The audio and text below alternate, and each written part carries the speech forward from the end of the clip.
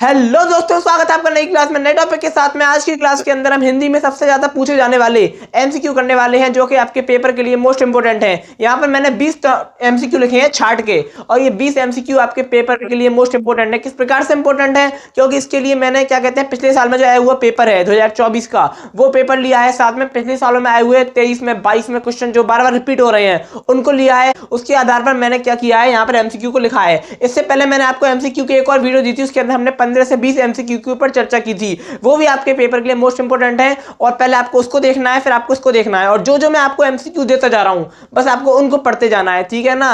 और भी इसके अलावा आपको पढ़ना है, और भी एमसीक्यू को देखना है। लगातार आपको एमसीक्यू की प्रैक्टिस कराई जाएगी, क्योंकि आपका हिंदी का पेपर काफी नजदीक आ चुका है, ठीक है ना। अगर आप चाहो तो इनके यहां से स्क्रीनशॉट ले लो, क्योंकि ये इंपॉर्टेंट है। तो देखो, कला और संस्कृति के लेखक हैं। कला और संस्कृति के लेखक बार बार पूछा जाता है पेपर के अंदर, और आया है, ठीक है ना। तो इसके क्या है, वासुदेव शरण अग्रवाल। क्या है? वासुदेव शरण अग्रवाल, याद कर लो, ठीक है।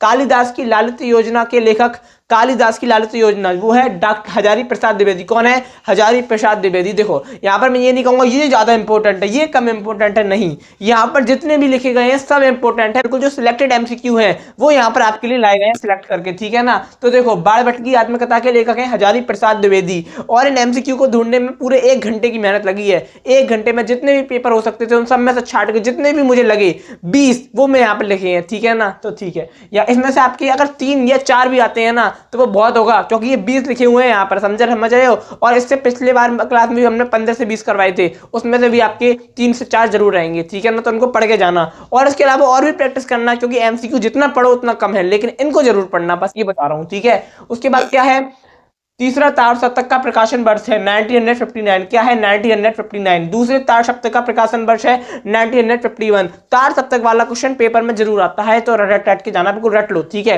क्या होता है? तार सप्तक के संपादक कौन है? तो अज्ञेय है। कौन है? अज्ञेय है। उसके बाद है कात्यायनी का प्रथम सर्ग जो है, उसका नाम क्या है? जो प्रथम सर्ग है कात्यायनी का, चिंता है। क्या है? चिंता है। पंत जी को चिदंबरा पर पुरस्कार मिला। कौन सा पुरस्कार मिला? ज्ञानपीठ पुरस्कार मिला। अब एक और है, क्या एक और है, पंत जी को साहित्य अकादमी, अब ये साहित्य अकादमी पुरस्कार मिला, वो किस चीज पर मिला? तो मिला वो कला और बूढ़ा चांद पर मिला। किस पर मिला? कला और बूढ़ा चांद पर मिला। अब क्वेश्चन इस प्रकार से आ सकता है, कला और बूढ़ा चांद जो है, उस पर पंत जी को कौन सा पुरस्कार मिला? तो साहित्य अकादमी पुरस्कार मिला। ये आपको याद ध्यान रखना है, ठीक है। आधुनिक गद्य का जनक माना जाता है भारतेंदु हरिश्चंद्र को माना जाता है। भाषा और आधुनिकता के लेखक हैं प्रोजी सुंदर रेड्डी। निंदा रस के रचनाकार हैं हरिशंकर परसाई हैं। कौन है? हरिशंकर परसाई हैं, ठीक है ना। उसके बाद आपका डायरी विधा के लेखक हैं शमशेर बहादुर सिंह। कौन? शमशेर बहादुर सिंह। मेरी असफलताएं विदा है आत्मकथा है बाबू किसकी? गुलाब राय की। साहित्य का पूर्व मध्यकाल किसे कहा जाता है? भक्तिकाल को कहा जाता है। साहित्य का पूर्व मध्यकाल किसे कहा जाता है? भक्तिकाल को कहा जाता है। अगला है, खड़ी बोली का प्रथम महाकाव्य है, तो क्या है? प्रिय प्रवास है। क्या है? प्रिय प्रवास है। अगला है, हिंदी प्रदीप के संपादक कौन है? जो हिंदी प्रदीप है उसके संपादक कौन है? बाल कृष्ण भट्ट है, ठीक है ना। ये जो मेरी असफलताएं हैं, ये विधा किसकी है? आत्मकथा है, ठीक है। ये विधा क्या है? आत्मकथा है। और मेरी असफलताएं किसकी रचना है? किसकी है? बाबू गुलाब राय की है। बाबू गुलाब राय की, याद रखना है, ठीक है आपको। अगला है, यामा किसकी रचना है? तो महादेवी वर्मा की है। यामा किसकी है? महादेवी वर्मा की है। किस काल को श्रृंगार काल कहा जाता है? तो रीत काल को श्रृंगार काल भी कहा जाता है, ठीक है ना। अगला है, ज्ञानश्रयी शाखा के प्रमुख कवि कौन है? तो ज्ञानश्रयी शाखा के जो प्रमुख कवि हैं वो कबीरदास जी हैं, ठीक है।